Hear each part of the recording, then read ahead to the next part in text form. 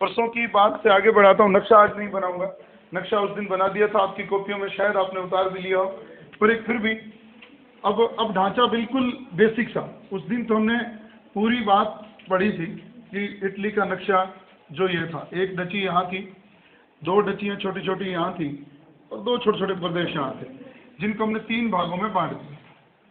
ये एरिया जो किससे शासित होता था? रोम से। और ये एरिया जो सारा ही था, ये किस नाम से जाना जाता था? PayPal state. पेपल स्टेट का मतलब था जिस पर पोप का सीधा नियंत्रण हो। यहाँ पर तो दूसरे नेपल्स, सिसिली, नाम नहीं भरूंगा, सार्डिनिया, पीडमोंट, ये यूं हो गया, ये लोम्बार्डी हो गया, ये वेनेशिया हो गया, ये पीडमोंट, ये सार्डिनिया। अब पुराना नक्शा, एक नक्शा और देखा जिसमें आप ये भी लिखा मिलता नहीं, उसमें यही रख रखा है नहीं, लेकिन ये भी उसी से शासित होता था, ये ध्यान रखना। अब ये ढांचा था। हमने अभी तक एक ही चीज पाई है, लोम्बार्डी किस युद्ध में? ऑस्ट्रिया और इटली के युद्ध में, सार्डिनिया के युद्ध में। बस इतनी सी बात दोबारा दोहराऊंगा, और वो बात वहीं से, प्लम्बियर समझौता। किस किस के बीच में? नेपोलियन तृतीय और कैबूर के बीच में। आर्सिनी कांड पहले हुआ, ठीक। आर्सिनी कौन था? मेजिनी का शिष्य। पूछ लिया जाए आर्सिनी क्या था? गणतंत्रवादी था। उसको जेल में डाल दिया गया नेपोलियन तृतीय के द्वारा। उसने वहां से माफी मांगी, चिट्ठी लिखी, और कुछ रोष कम हुआ और आखिरकार उनमें संधि हुई। पूरा कहानी ढांचे को पढ़ने के बजाय आप ये याद रखें, उस संधि में 2-3 बातें तय हुई। ये 2 प्रदेश किसे दिए जाएंगे?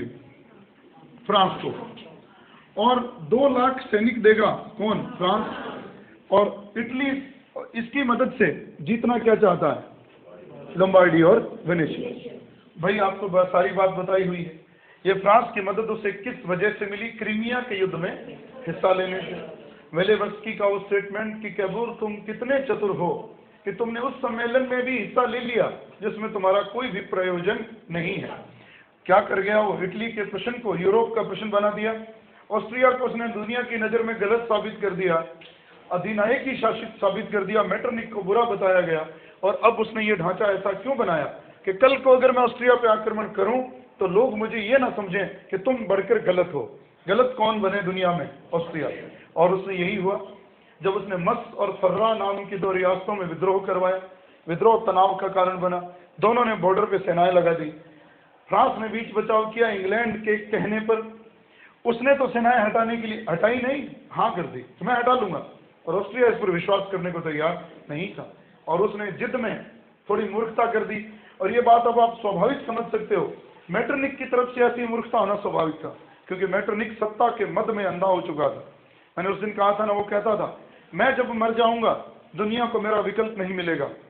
वो कहता था कि या तो मैं दुनिया में बहुत पहले आ गया हूँ या मैं बहुत बाद में आ गया हूँ, मैं ठीक समय पर नहीं हूँ, मुझे दुनिया को बनाना पड़ रहा है, मैं इसको भोग नहीं पाऊंगा, मैं तो भोगने आया था। यानी कि वो कठोर प्रतिक्रियावादी था, गणतंत्रात्मक स्वतंत्रता के विचारों को दबा देने वाला व्यक्ति था, और कट्टर राजतंत्र का समर्थक, निरंकुश राजतंत्र का। हालांकि उसको निकाला भी गया 1848 में, अपनी ही देश की जनता के विद्रोह करने पर अपने ही राजाओं ने उसे निकाल दिया। लेकिन जब तक वो रहा वो इसका दुश्मन। और एक नई चीज इसमें आज जोड़ दूं, अभी इस चैप्टर में ही आपको समझने में मुश्किल होगी। और एक चीज, आपको हिस्ट्री पढ़ते हो तो थोड़ा ये भी ध्यान रखें, जो किताब में बात लिखी होती है आप सोचते बस इतनी पढ़ने से काम चल जाए तो हमें आसान हो जाए। उल्टा होता क्या है, अगर आप उसकी थोड़ी आगे की और थोड़ी पीछे की बात पढ़ लो तो काम ज़्यादा आसान होता है। और हम लोग सोचते हैं पन्ने कम हो, पन्ने बढ़ते हैं, समझना संक्षिप्त हो जाता है, उल्टा आसान हो जाता है। फिर आप अपना एक मत बना सकते हो। जैसे ये एकीकरण शुरू कब हुआ, और एक मोटी सी तारीख मैंने बताई थी खत्म कब हुआ? 1870 में। हम क्या करेंगे, इसको पढ़ने के बाद हम पढ़ने जाएंगे किसको? जर्मनी को, प्रशा को। तो हम पढ़ेंगे तो इसके बाद, लेकिन एकीकरण दोनों का एक ही टाइम में हुआ है। उसका भी एकीकरण 1815 से 1870। तो सवाल ये, जो दुश्मन इसके थे वही दुश्मन उसके भी थे, काम दोनों कॉमन कर रहे हैं, लेकिन हम अभी पढ़ ही से रहे हैं, इसलिए हम इस पे इसके अलावा दूसरी बात नहीं कर रहे। तो इसलिए ये मत भूल जाना, जब आप पढ़ो दोनों चैप्टर, जब आप पढ़ लो इस क्लास में, फिर आपके दिमाग में इटली और जर्मनी दोनों एक साथ चलने चाहिए, ना कि अकेला। क्योंकि घटनाएं ऐसी हैं जिन्होंने एक दूसरे की मदद से ही एकीकरण पूरे किए हैं। और याद रहे कैबूर ने तो कहा था, हम माने ना माने हमारा भाग्य दूसरों की क्या मदद पर ही निर्भर है, हम उनके बिना काम नहीं कर सकते। किसको निकालने का? ऑस्ट्रिया को। तब बात बढ़ाते हैं, युद्ध होने का बहाना ढूंढा गया। जब अल्टीमेटम दे दिया ऑस्ट्रिया ने उसको 3 दिन का, तो फिर कैबूर खुशी से उछल पड़ा था कि हम इतिहास बनाने जा रहे हैं, पासा पलट गया है और अब हम लड़ेंगे। लड़ाई हुई, पोप भी साथ आया। कौन आया? फ्रांस का नेपोलियन तृतीय भी साथ आया। युद्ध कई हफ्ते चलता रहा। ऑस्ट्रिया हारने ही वाला था कि एकदम से युद्ध बंद हो गया। कैबूर ने बंद कर दिया? नहीं। किसने? विक्टर इमैनुअल ने बंद कर दिया? नहीं। कौन हट गया? नेपोलियन तृतीय। अब बात ये, वो क्यों हटा? ये बात छोड़ गए थे उस दिनों। उसके हटने की वजह ये थी, उसको देर से समझ आई। मैंने आपको यही कहा कि इसके साथ सटा हुआ देश क्या है? फ्रांस। किसकी सीमा पर? इटली की। और ये जो एरिया है, इधर एड्रियाटिक सागर है, ये सारा एरिया भूमध्य सागर का है। उसको यूं लगा कि अगर ये जीत जाता है और इसके ठीक ऊपर ऑस्ट्रिया हार जाता है, तो ये तो थोड़ा मेरे से दूर तो है, ये तो मेरी सीमा पर एक ताकत खड़ी हो जाएगी। भूमध्य सागर में एक ताकत मानता था अपने आप को ये, और ये हो गया तगड़ा, तो इसके साथ प्रतिद्वंदी कौन खड़ा हो गया? इटली। ये देर से समझ आया उसे। खैर, एक तो कारण ये रहा। दूसरा कारण ये था, फ्रांस की जनता कैथोलिक थी बहुत ज्यादा, और कैथोलिकों को समर्थन भी देती थी। लड़ कौन रहा था? पोप भी लड़ रहा था। पोप कौन? पायस नमक। वो लड़ रहा था, तो उसको भी लगा अगर फ्रांस अलग हो गया तो इस तरह से कौन अलग हो गए? कैथोलिक। और अगर मैं ज्यादा देर लड़ता रहा तो कहीं कैथोलिक वर्ग मेरे ही खिलाफ ना हो जाए, मेरी सत्ता ही चली जाए। तो उसने भी इस युद्ध को बीच में छोड़ दिया। कैबूर बहुत तमतमाया, क्योंकि जिसका हाथ से निकल जाए सारा खेल, जिसने इतनी मेहनत करके अपने सैनिक मरवा के इतनी सी मदद हासिल की थी, उसका नतीजा कुछ ना निकले तो तिल मिलाना स्वाभाविक था। कैबूर ने अपने शासक को सलाह दी, आप युद्ध बंद ना करें, हम अकेले ही लड़ेंगे। लेकिन विक्टर इमैनुअल के बारे में जब आप शुरू में पढ़ते हो, तो मैंने कहा था दुनिया उसे ईमानदार राजा कहती थी, और वो ईमानदार राजा के बारे में जब आप कैबूर के साथ उसकी तुलना करते हो तो यूं कहते हो वो इतना समझदार तो नहीं था कि जितना कैबूर। लेकिन एक बात तय थी, विक्टर इमैनुअल इस समय परिस्थिति को कैबूर से ज्यादा बेहतर तरीके से समझने में कामयाब रहा कि अगर युद्ध जारी रखा गया तो कुछ हासिल नहीं होगा। कैबूर ने त्याग पत्र दे दिया, तो अब तो मामला बीच में रह गया। खैर, जब कैबूर ने त्याग पत्र दे दिया और मजबूरी में विक्टर इमैनुअल को संधि करनी पड़ी, किससे? ऑस्ट्रिया से। इसमें थोड़ा सा भेद है। जो संधि करी फ्रांस ने, किससे करी? ऑस्ट्रिया से। विला फ्रेंका की विराम संधि। और ये ही संधि कच्ची रफ फर्क था, और इस संधि, वो तो युद्ध के मैदान में तुरंत शर्तें तय हुई थी विला फ्रेंका नाम की जगह पर। इसको लिखित में किया गया जिस जगह पर वो थी, ज्यूरिख। और अब आपको इसी में उलझना नहीं है। ज्यूरिख संधि से किस 2 देशों के युद्ध का अंत हो गया? सार्डिनिया और ऑस्ट्रिया। इटली और ऑस्ट्रिया भी लिखा जा सकता है, लेकिन इटली और ऑस्ट्रिया लिखना गलत होगा। सार्डिनिया, पीडमंट और ऑस्ट्रिया। अब बात ये, इसी संधि से वो युद्ध बंद हुआ, इसी संधि से वो युद्ध बंद हुआ, लेकिन भेद है। विला फ्रेंका की विराम संधि पर साइन करने वाला नेपोलियन तृतीय और दूसरा था मेटरनिक। लेकिन ज्यूरिख की संधि पर साइन करने वाला एक तरफ तो मेटरनिक ही था, दूसरी तरफ कौन था? Victor Emmanuel second. सुनिए बात सुनिए क्या कह रहा हूं। आप जो पढ़ के आए, विला फ्रेंका की विराम संधि को मानकर स्वीकार कर लिया विक्टर इमैनुअल द्वितीय ने, उसको पूर्ण कर दिया ये ज्यूरिख में। आप क्या कहना चाहते हैं? अब बोलिए। 1859 में। सॉरी, मेटरनिक नहीं, ऑस्ट्रिया। मेटरनिक गलत बोल गए। तो ये विला फ्रेंका की विराम संधि फ्रांस और ऑस्ट्रिया, और ज्यूरिख की संधि को, किस संधि को पूर्ण कर दिया गया, उसकी स्वीकृति हो गई। किसकी? विला फ्रेंका की विराम संधि की। लेकिन संधियां 2 हैं, युद्ध एक ही बंद हुआ। किसके बीच में? ऑस्ट्रिया और सार्डिनिया के बीच में। लेकिन एक चीज उसने पाई, लोम्बार्डी पा ली। इससे पहले कि फ्रांस भागता, उससे पहले जीत लिया गया लोम्बार्डी को। और अब सवाल ये, फ्रांस को आर्थिक नुकसान हुआ, युद्ध लड़ा, और उससे जो चाहेगे 2 प्रदेश भी नहीं मिलने, क्योंकि उसने वायदा पूरा नहीं किया। ये भी दिला देता तो मिल जाते।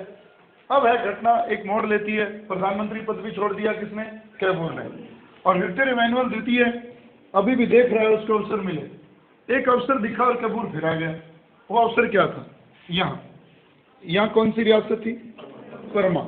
इसके साथ चिपकी हुई मेडोना, और यहाँ थोड़ी दूर टस्कनी। अब एक चीज आपको खुद समझ लेनी चाहिए, जब ये घटनाएं चल रही थी, ये युद्ध हो रहा था, तो क्या ये लोग उसे अनजान थे? अनजान नहीं थे। इन्होंने चाहे अपने राजाओं, इनके राजाओं ने मदद ना की, खुलकर मदद ना की हो, लेकिन यहाँ की जनता तो देख रही थी। उन्होंने इस तूफान का लाभ उठाया और उन्होंने अपने अपनी रियासतों में अपने अपने राजाओं के खिलाफ बगावतें छेड़ दी। और क्या कहकर हम किससे मिलना चाहते हैं? सार्डिनिया से। हमें वहां मिला दो। क्योंकि देखो, जब डूबते हुए जहाज को कोई खेवनहार मिल जाए तो दूसरे लोग जो वहां डूब रहे होते हैं वो भी सोचते हैं हम भी इस पे चढ़ जाए।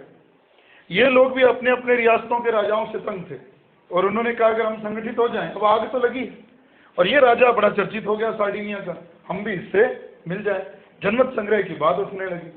अब सवाल ये उठा, कैबूर के अवसर दिखा। कैबूर क्या कर रहा था? ये आग किसने लगाई? इन परमा मेडोना टस्कनी की जनता में ये आग किसने लगाई? एक संस्था है जिसका नाम था नेशनल सोसाइटी।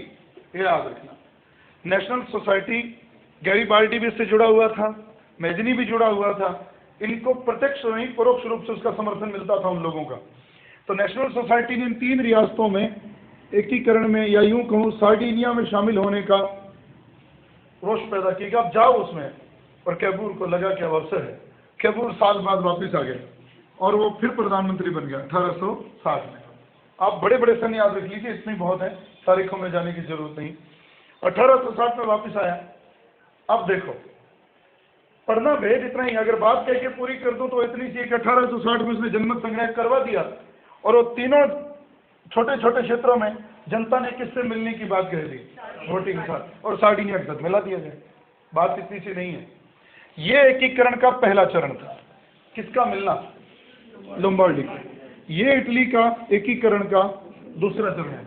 लेकिन इसके साथ कैबूर के साथ एक ही बात थी, वो कुछ भी करने से पहले अपने इर्द गिर्द की परिस्थितियों का पूरा विवेचन करता था कि कहां से विरोध हो सकता है, कल को मैं उलझ जाऊं। उसने बेवकूफों का काम नहीं किया नेपोलियन की तरह कि इंग्लैंड के पीछे ही पड़ गया।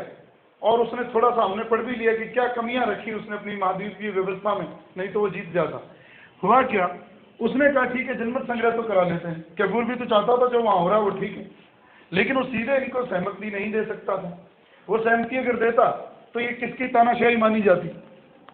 सार्डिनिया की। एक्चुअल में कर तो इटली का एकीकरण रहा था, लेकिन अब कई लोगों को ये ना लग जाए विदेशी ताकतों को कि ये सारी तानाशाही एक रियासत कर रही है, तो उसने चुप्पी साधी और चुपचाप फिर नेपोलियन तृतीय की ओर उससे फिर बात की। उससे कहा कि मैं इसमें जनमत संग्रह करवाना चाहता हूं, आप क्या करें? आप विरोध ना करें बस।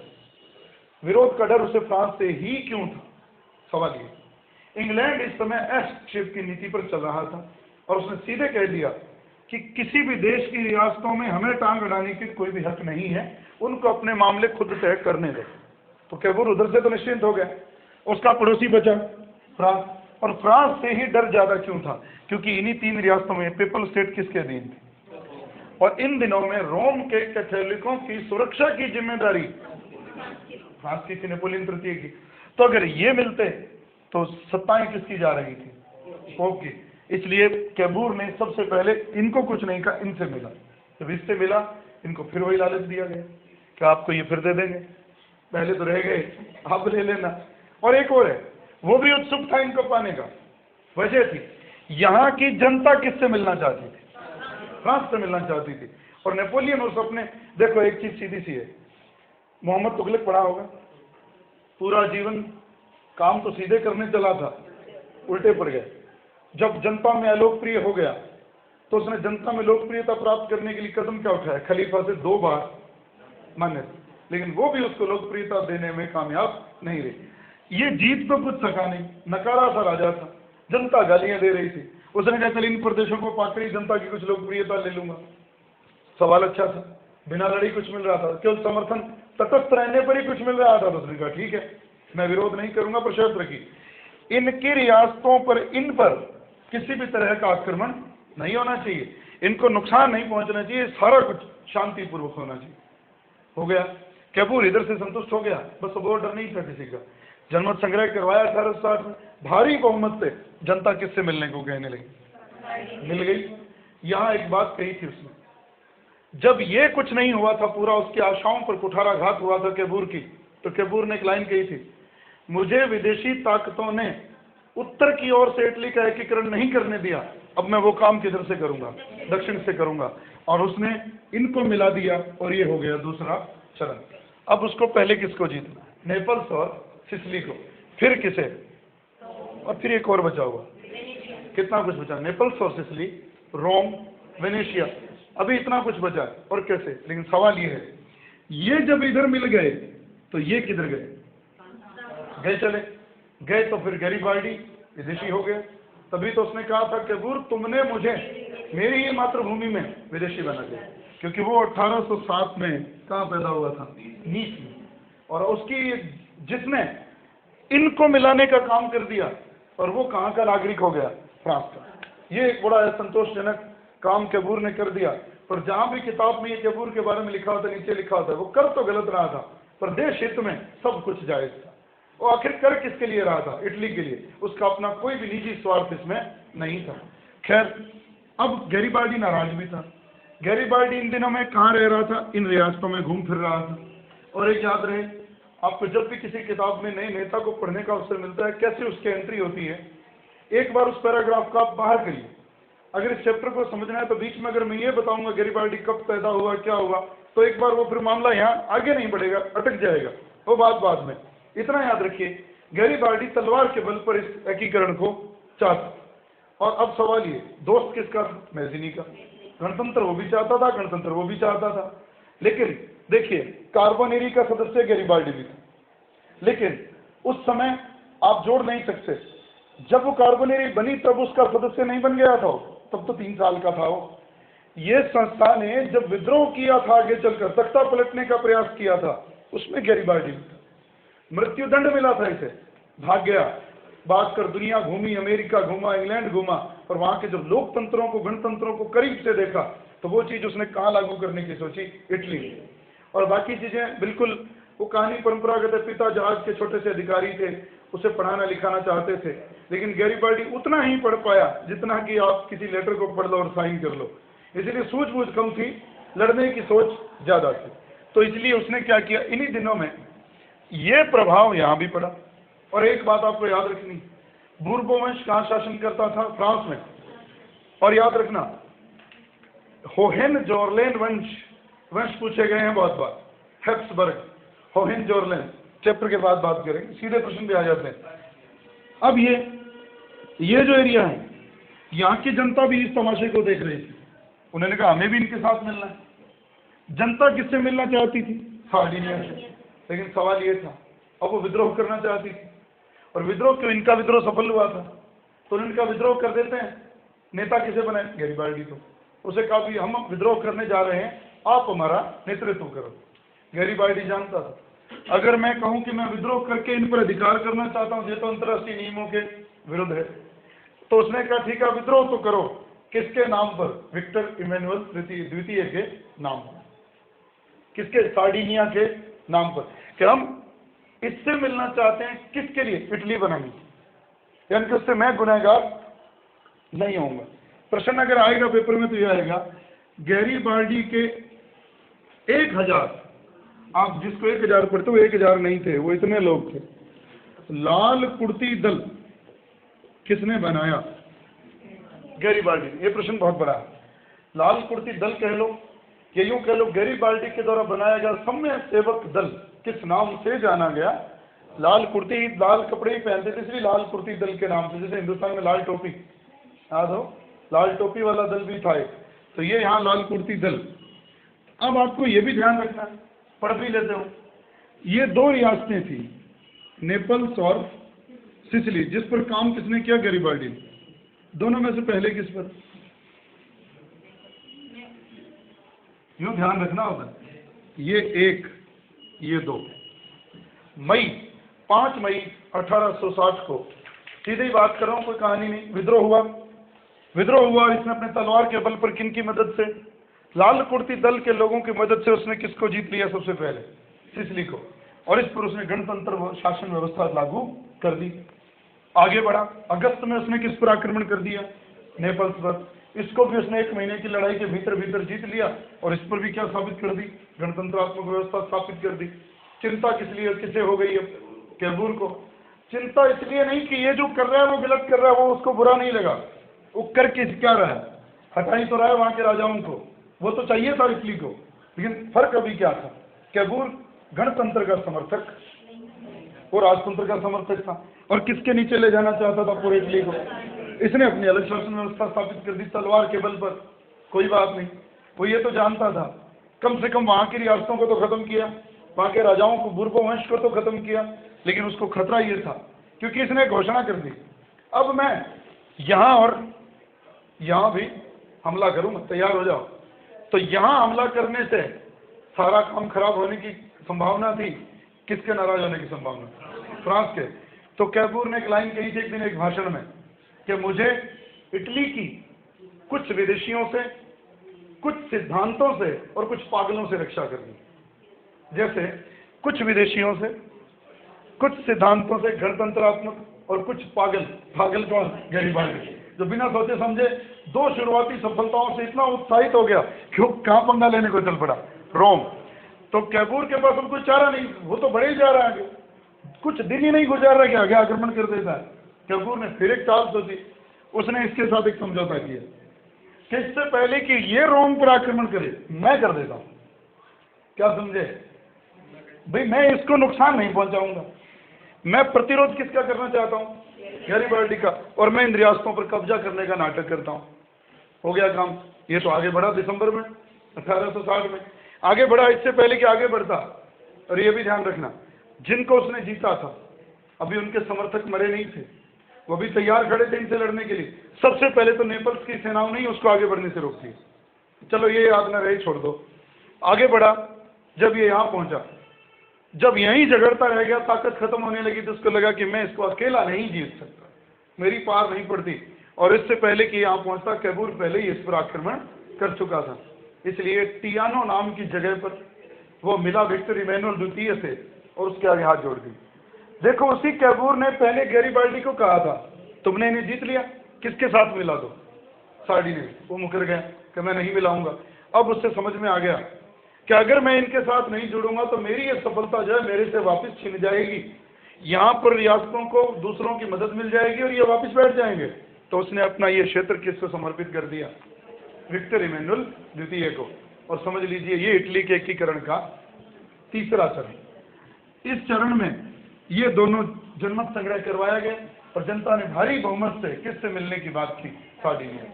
तो इस तरह से अभी मैं पहले बात कर दूं, गैरीबाल्डी को बाद में जब इटली का एकीकरण हो गया पुरस्कार देने के लिए बुलाया गया, तो गैरीबाल्डी ने काम बहुत बड़ा किया था, इन दो रियासतों को सीधे जीत कर मिला दिया था।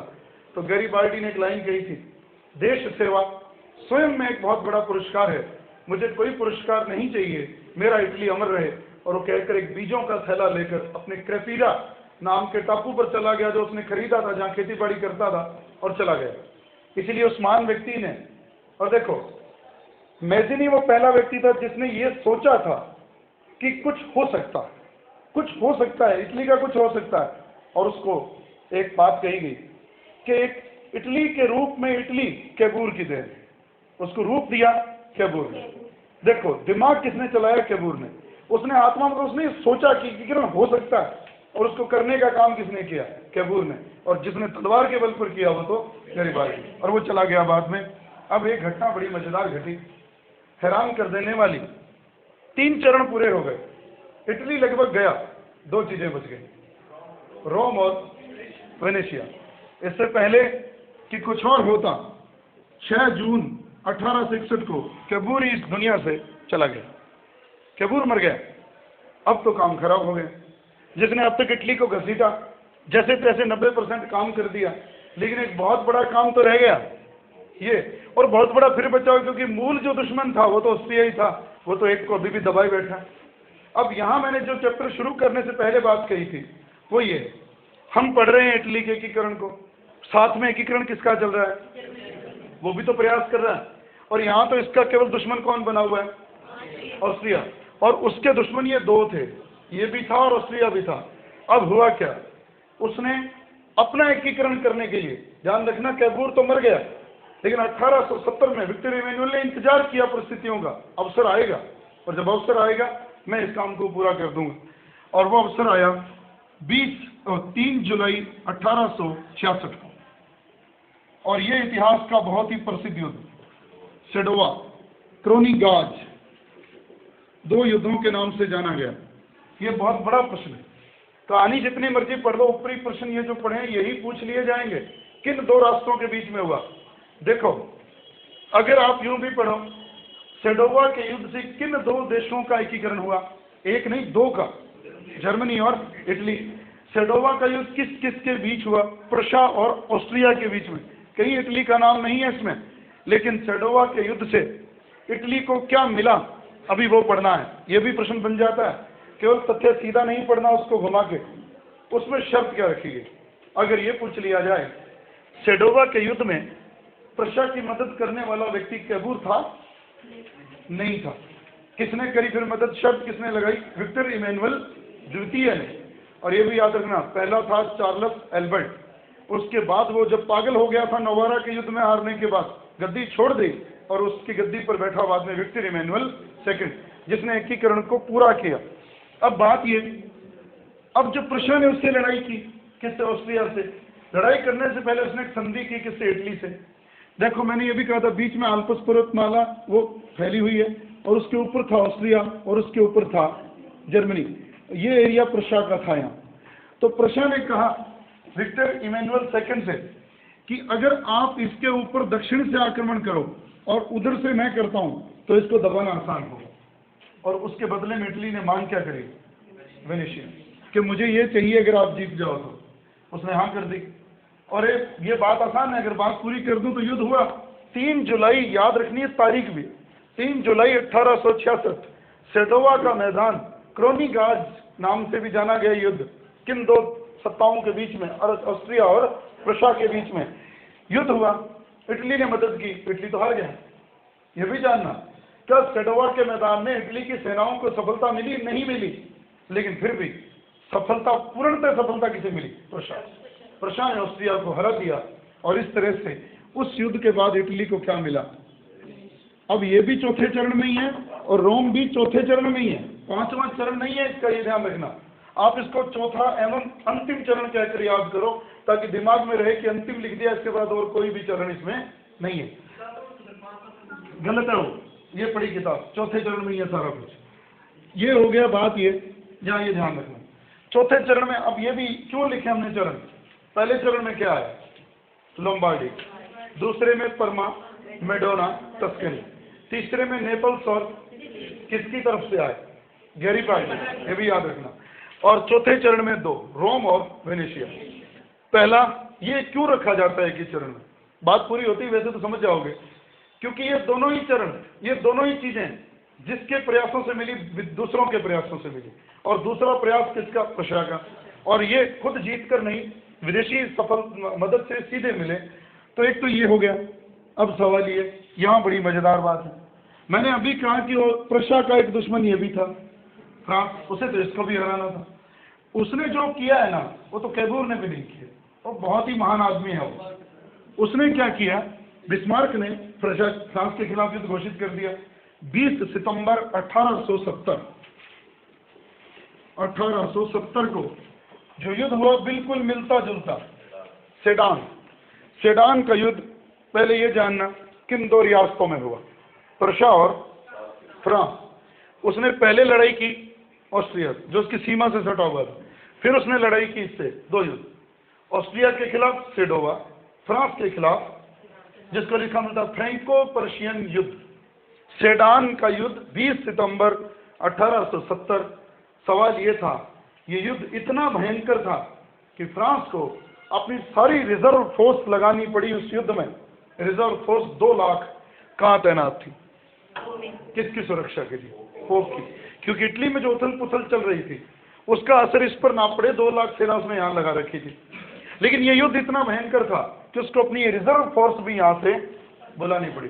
फोर्स यहाँ से चली गई, अनाथ कौन हो गया और फायदा किसने उठाया, विक्टर इमैनुअल द्वितीय।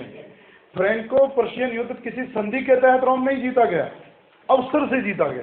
अवसर क्या रहा, ये खाली हो गया और विक्टर इमैनुअल को अवसर मिल गया। और वो अवसर मिला, उसने इस पर अधिकार कर लिया और इस तरह से रोम उनके हाथ में आया और एक लाइन पेपर में आती है कि बरसों पहले हमने जो स्वप्न देखा था आज वो पूरा हुआ, हम रोम में हैं और रोम में ही रहेंगे। इस पेपर में बहुत बार स्टेटमेंट आया। किसने कहा? विक्टर इमैनुअल द्वितीय। इस तरह से इटली का अब तक का ढांचा जो सार्डिनिया पीडमांट के नाम से जाना जाता था वो अब किस नाम से जाना गया? इटली। एक संयुक्त इटली बना 1870 में। और अब जितनी बातें हमने इसमें करी हैं कल से, परसों से और आज में, अगर ये इतनी बात भी याद रह जाए तो अलग कहीं और कहीं घुसने की जरूरत नहीं है किसी गाइड में। हर स्टेटमेंट, हर व्यक्ति का नाम। और अब मेरे ख्याल से इस नक्शे के आधार पर जब आपने इसको याद किया है तो लोम्बार्डी, वेनेशिया, नेपल्स, सिसिली, परमा, मेडोना, टस्कनी। और मैंने एक बात कही थी, चैप्टर शुरू हुआ था तो ये नाम मुश्किल थे, जब ये खत्म होगा तो ये परमा, मेडोना, टस्कनी, नेपल्स, सिसिली सब आसान हो जाएंगे, कुछ भी मुश्किल नहीं रहेंगे। नाम अपने नहीं है लेकिन जगह तो समझ में आ रही है क्या चल रहा है। तो ये अब इसी में ही आप जोड़ दो। अब अगला चैप्टर जर्मनी का एकीकरण। हाँ जी,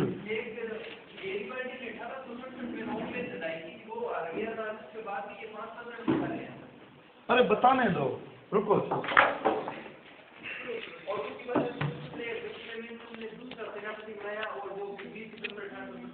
रुक तो जाओ, याद रखें। अब है सवाल ये, एक इसमें चीज, ये जो एरिया है मध्य जर्मनी से एक नदी बहती थी, राइन नदी। अब है इसकी कहानी, कहीं इसकी जरूरत नहीं पड़ेगी, नामों की जरूरत भी नहीं पड़ेगी। शुरू करते हैं। अभी ये मत सोचो याद होंगे कि नहीं होंगे, चैप्टर चलने दो, उससे भी आसान है। अब देखो, नेपोलियन ने अधिकार किया था जर्मनी पर। किस दौरान? जब उसने कसम खाई थी कि मैं पूरे यूरोप को जीतूंगा। महाद्वीपीय व्यवस्था लागू की थी, प्रशा भी उसमें शामिल था। लेकिन प्रशा ने अपने गुट बनाए इंग्लैंड के साथ। आपको याद है 4-4 गुट बने, प्रशा साथ रहा। पहले इंग्लैंड, रूस, ऑस्ट्रिया रहे, बाद में उसमें कौन आके जुड़ा? प्रशा जुड़ा। किसके खिलाफ था वो? फ्रांस के, या यूं कहो नेपोलियन के। नेपोलियन ने अपने यूरोपीय अभियान के दौरान इस पर पूरे पर अधिकार कर दिया। यही लाइनें आपको आगे समझाएंगे, आगे कुछ नहीं। जब उसने इस पर अधिकार किया था तो पूरा जर्मनी 300 रियासतों में बंटा हुआ था। उसने क्या किया? 300 रियासतों को इकट्ठा करके 3 भागों में बांट दिया और उसने इन रियासतों की संख्या कम कर दी और वो संख्या कर दी 39। और इन 39 संख्या को उसने नाम दिया राइन संघ। जर्मनी कोई नाम नहीं है अभी। राइन नदी के इधर और इधर का एरिया एक नाम पड़ेगा राइन संघ। और राइन नदी यूरोपीय लोगों के लिए बहुत महत्व रखती थी, व्यापार के लिए। आज भी जब आप विश्व की ज्योग्राफी पढ़ते हो तो एक नाम आता है सबसे ज्यादा कोयला, रूर क्षेत्र से बहुत कोयला आता है। रूर घाटी ठीक इसके ऊपर पड़ती थी। तो अब सवाल ये, नेपोलियन ने इसको जीत कर 300 से कितने भागों में लेकर आया? 39, और उसको नाम दिया गया राइन संघ। और ये बात मैंने अपने उस चैप्टर को शुरू करते ही कही थी। अगर मैं कहूँ इटली और जर्मनी के एकीकरण का सूत्रधार कौन था तो वो नेपोलियन था। चाहे वहाँ गैरीबाल्डी, कैबूर, मेजनी रहे हों, यहाँ रहा हो बिस्मार्क, लेकिन ये बात तय है कि वो था, मैं यूं ही कहूँ, इतिहासकार है लिप्सन महोदय, जिन्होंने एक बात कही कि है इतिहास के मजाकों में सबसे बड़ा मजाक है कि जर्मनी के एकीकरण का सूत्रधार और कोई नहीं, नेपोलियन। खैर, दोनों कारण बता चुका हूँ कि कैसे वो सूत्रधार था। पहले तो उसने इस पर अधिकार किया, बिखरे हुए 300 रियासतों को उसने कंप्रेस किया, 39 में लाया। और अब ये तो समझ रहे होंगे कि 39 रियासतों में कानून किसके चलेंगे? नेपोलियन के। तो जो कानून इस कोने में चलेगा वही इस कोने में चलेगा। जो पहले 300 रियासतों में बिखरा हुआ जर्मनी अपनी कानून व्यवस्था, अपने रीति रिवाज, अपनी जातियां, अपना समाज, ये भी याद रखना, जर्मनी जो देश है विभिन्न संस्कृतियों में बंटा हुआ था। कालांतर में जब द्वितीय विश्व युद्ध के ठीक पहले पोलैंड तोड़ दिया गया था जर्मनी से, उसी को पाने के लिए तो हिटलर ने आक्रमण किया उस पर। तो पोल जाति के लोग, चेक जाति के लोग, जर्मन जाति के लोग, सारे अलग अलग घुसे हुए थे इसमें। तो हुआ क्या, नेपोलियन ने इन बिखरे हुए पर एक जैसी कानून व्यवस्था लागू करके जर्मनी का एक तरह से राजनीतिक एकीकरण तो कर दिया। लेकिन जब नेपोलियन ने इसका शोषण करना शुरू कर दिया तो यही लोग अब किसके खिलाफ इकट्ठे हो गए? नेपोलियन के। तो नेपोलियन ने 2 तरीकों से उनमें चेतना जगाई। एक तो बिखरी हुई रियासतों को एक करके और फिर खुद शोषण के रूप में जब उन पर बैठ गया नाग बनकर, तो उन लोगों ने उनको निकालने के लिए जो एकजुट हुए, तो वो एकीकरण की धारणा उनमें पैदा हुई। और उन्होंने न केवल नेपोलियन को निकाला, बल्कि फिर उन्होंने वियना व्यवस्था के द्वारा फिर कुव्यवस्था कर दी गई थी, उसको तोड़ने के लिए भी उन्होंने प्रयास किया। और अब हमारी बात फिर वहीं से शुरू होती है कि ये जो ढांचे बिगड़े इटली और जर्मनी के किस सम्मेलन से? वियना व्यवस्था। अब कहीं समझ में आ रहा होगा कि इस वियना व्यवस्था ने किन दो देशों को जन्म दे दिया, इटली और जर्मनी को। जब इटली और जर्मनी एक हो गए और बाद में इन लोगों ने एक नई दौड़ को शुरू कर लिया, और वो नई दौड़ थी उपनिवेशवाद। यही उपनिवेशवाद आगे चलकर किस युद्ध का जनक बना? प्रथम विश्व युद्ध। और प्रथम विश्व युद्ध खुद किसका जनक बन गया? दूसरे विश्व युद्ध का। इसके लिए आपको ना लिखा हो किताब में तो भी जानना है, दूसरे विश्व युद्ध के लिए हिटलर और मुसोलिनी जन्मदाता हो ना हो, दूसरे विश्व युद्ध के लिए जन्मदाता खुद प्रथम विश्व युद्ध ही था। क्योंकि वो पेरिस का सम्मेलन 1919 का, जो आप भारत के इतिहास में इधर पढ़ते हैं, और उसमें जो संधियां हुई, केवल वर्साई नहीं, बुल्गारिया, न्यूइली, टियानो, बहुत सी संधियां, वो सारी की सारी खराब थी। क्यों? वो हारे हुए देशों पर थोपी गई, वो उन्होंने मर्जी से एक्सेप्ट नहीं की थी। जर्मनी के साथ कुछ ज्यादा ही क्रूरतापूर्ण मजाक हो गया। और दूसरी बात ये, जर्मनी इसलिए हाईलाइट हो गया क्योंकि उसमें एक ऐसा व्यक्तित्व पैदा हो गया जिसका नाम हिटलर था। अगर कहीं और भी पैदा हो जाता तो वहां भी पढ़ लिया जाता, इसलिए वो पढ़ लिया गया क्योंकि हिटलर ने परिस्थितियों से हटकर काम किया, समय से हटकर काम किया। तब ये तीन भागों में बंट गया जर्मनी, और ये बांटने का काम पहले तो नेपोलियन ने किया, बंटा ये यूं ही रहा, लेकिन अब गड़बड़ी हो गई। अब कुछ यूं, ये हिस्से किसको छोड़ दिए गए, और ये हिस्सा सीधे कौन अपने प्रभाव में ले गया? ये रह गया एक बड़ा प्रसाद। ये छोड़ दें, इनको बात कर लें, ये टुकड़े, ये सारे के सारे हिस्से ले गए। और ये जो दो डचियां मैंने लिखी हैं, ये किसके पास थी? डेनमार्क। ये बिखरा हुआ ढांचा, और इस बिखरे हुए ढांचे को शुरू ऐसे करेंगे, एकीकरण होना चाहिए था, इसको रोक कौन रहा था? पहले, जिसको आप किस नाम से पढ़ते हो? बाधक तत्व। एकीकरण को रोकने के बाधक तत्व, या यूं कहें रोक कौन रहा था? ज्यादा कारण नहीं है, अब दो लोग हैं, एक ऑस्ट्रिया और दूसरा फ्रांस, यहाँ दो है। दूसरी बात, यहाँ कोई पोप नहीं है, लेकिन फ्रांस की इसीलिए इनमें रुचि थी क्योंकि यहाँ की जनता प्योर कैथोलिक, इसलिए फ्रांस इस पर अपना अधिकार नैतिक मानता था। ऑस्ट्रिया अपना अधिकार जमाए रखना चाहता था। दूसरी बात मैंने अभी कह दी, जर्मनी में विभिन्न कल्चर के लोग रहते थे, इसलिए उनको एकजुट करना भी एक समस्या थी। भावना सबके अंदर थी, लेकिन वो एकजुट होने में मुश्किलें तो आ रही थी। दूसरी बात, शिक्षा की कमी थी, अच्छे बुद्धिजीवी पत्रकारिताएं नहीं थी, क्योंकि उसकी पत्रकारिताओं को मारता रहा कौन? मेटरनिक। ये याद रखना एक प्रश्न। 1819 का वर्ष था, मेटरनिक ने एक घोषणा की थी जिसको कार्लसवाद की घोषणा भी कहते हैं। कार्लसवाद की घोषणा का मतलब है कार्लसवाद नामक जगह से जो घोषणा की गई, और उस घोषणा में एक बात थी, टीचर, पत्र पत्रिकाएं अगर कोई भी राजतंत्र के खिलाफ लिखेंगे तो उनको जब्त कर लिया जाएगा। उन पर पाबंदियां थोप दी गई, शिक्षकों पर, पत्र पत्रिकाओं पर बहुत अत्याचार किए। किसने? मेटरनिक ने। किस घोषणा से? कार्लसवाद की घोषणा। इस घोषणा ने जर्मनी की जनता के बीच में ऑस्ट्रिया के खिलाफ एक ऐसी भूमिका बनाने का शुरुआत कर दी थी, वो उसे निकालना चाहते थे। लेकिन पहले तो ये पढ़ लें बाधक तत्वों में, एक तो है ऑस्ट्रिया और फ्रांस, दूसरा है लोगों में जन जागरूकता की कमी क्योंकि वो अलग अलग भाषा भाषी लोग थे, तीसरा है ऑस्ट्रिया के प्रतिक्रियावादी नियम कार्लसवाद की घोषणा। इतनी चीजें बहुत हैं, और एक चीज अलग है, ये सारी रियासतें अलग बेशक थी, लेकिन इनके पास अलग रहने के लिए ताकत नहीं थी कि अपना अस्तित्व बचा सके।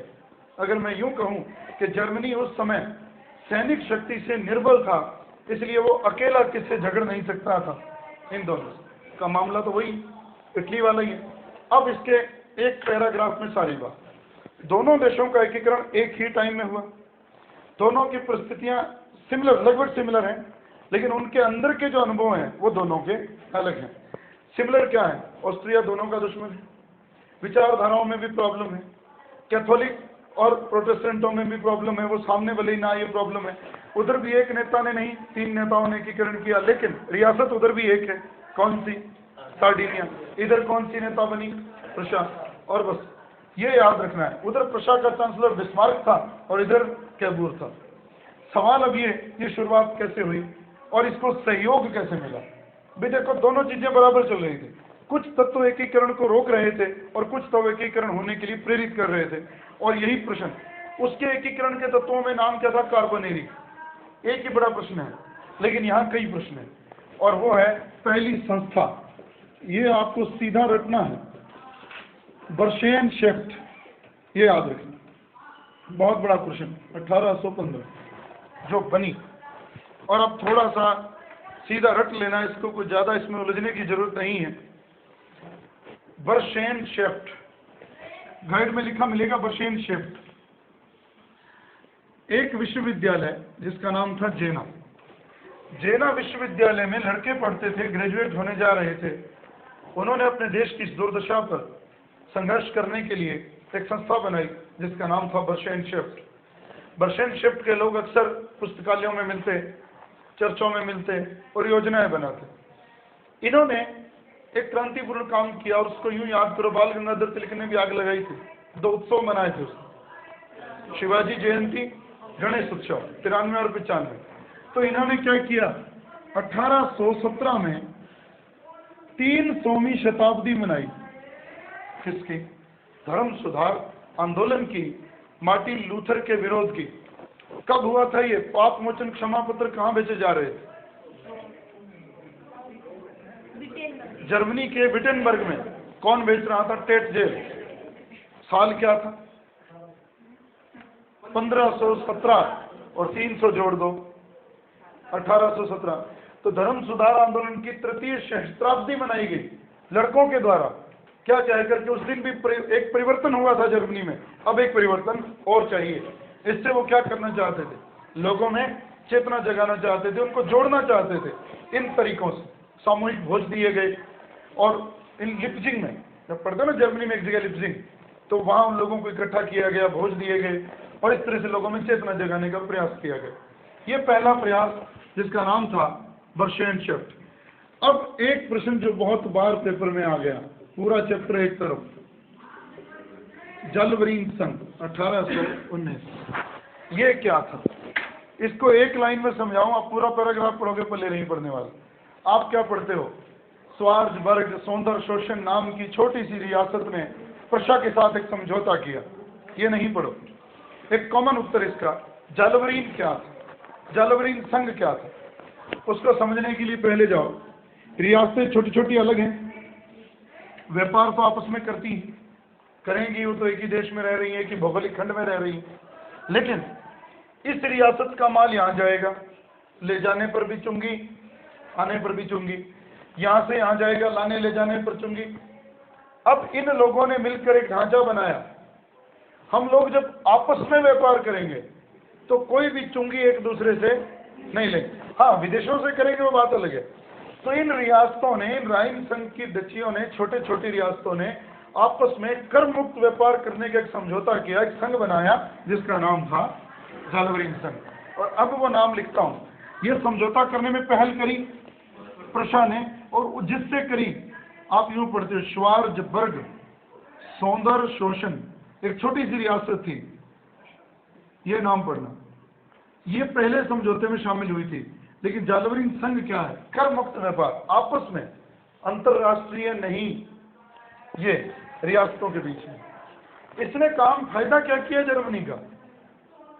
इन व्यापारियों को अवसर ज्यादा दिए व्यापार करने के। जब अवसर ज्यादा दिए तो व्यापारी एक रियासत से दूसरी रियासत में, दूसरी रियासत में आना जाना जब संभव हो गया तो कहीं वो गैप भी भरने लगे कि तुम अलग हो, हम अलग हैं।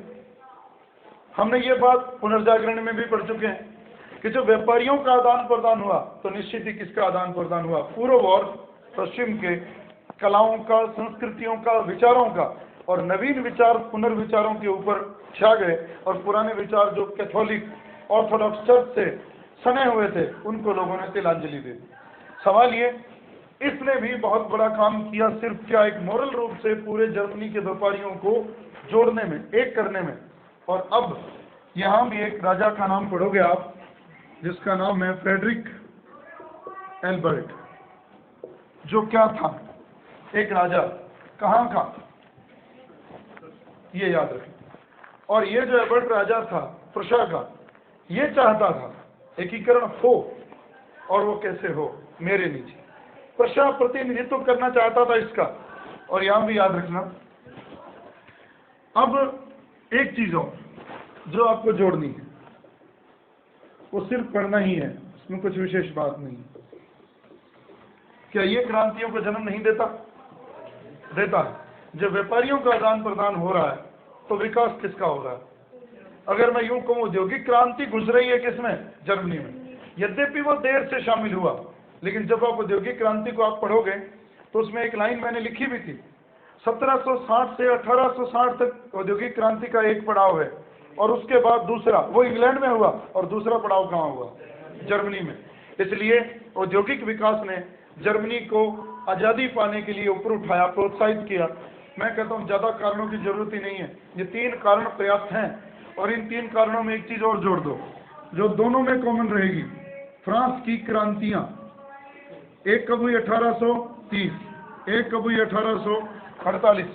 जब ये क्रांतियाँ हुई तो सबसे पहले यहाँ भी दिमाग लगाओ, क्रांति कहाँ हो रही है तो उसका असर सीधे जल्दी कहाँ पड़ेगा? जब यहाँ क्रांतियाँ हुई तो इन रियासतों ने अपने राजाओं के खिलाफ बगावत कर दी, लेकिन आखिरकार इनको इनकी और उनकी मदद से फिर छीन लिया गया, फिर स्थापित कर दिया गया। लेकिन अब प्रशा के राजा फ्रेडरिक विलियम ने एक बात समझ ली थी, जब तक प्रशा स्वयं सैनिक शक्ति से मजबूत नहीं होता तब तक हम ऑस्ट्रिया को हराने में कामयाब और फ्रांस को हराने में कामयाब नहीं हो सकते। उसने एक काम किया, उसने कहा पहले मैं अपने सैनिक की भर्ती कर लेता हूँ, मजबूत हो करता हूँ अपने आप को, फिर लड़ाई लड़ेंगे। उसने एक आदेश पारित किया कि मुझे 39 घुड़सवार रेजिमेंट भर्ती करनी है और 9 पैदल सेना की रेजिमेंट भर्ती करनी है। उसने आदेश अपनी डाइट में रखा। अब ये डाइट क्या था? रियासतें तो अलग अलग हैं, एक पूरे जर्मनी के संघ की डाइट थी जिसमें हर रियासत अपने प्रतिनिधि भेजती थी। प्रतिनिधि तो भेजती थी, लेकिन उत्तरदायित्व सबका होने के बावजूद भी कुछ नहीं कर सकती थी। वो ऐसी प्रतिनिधि संस्था थी जो सुधार के नाम पर कुछ नहीं कर रही थी, सिर्फ प्रतिनिधि आके बैठ जाते थे। लेकिन अब ये बंदा कुछ, उसका नेता था, इसका बड़ी रियासत थी।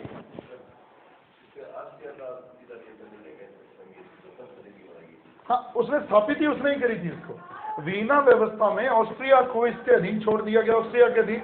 और लेकिन यहाँ की शासन व्यवस्था को चलाने के लिए ऑस्ट्रिया के अधीन एक डाइट बनाई गई जिसमें सारी रियासतों के प्रतिनिधि बैठेंगे, लेकिन अंतिम निर्णय भले ही ये दे दे, लेकिन आखिरकार इसके ऊपर कौन है? ऑस्ट्रिया।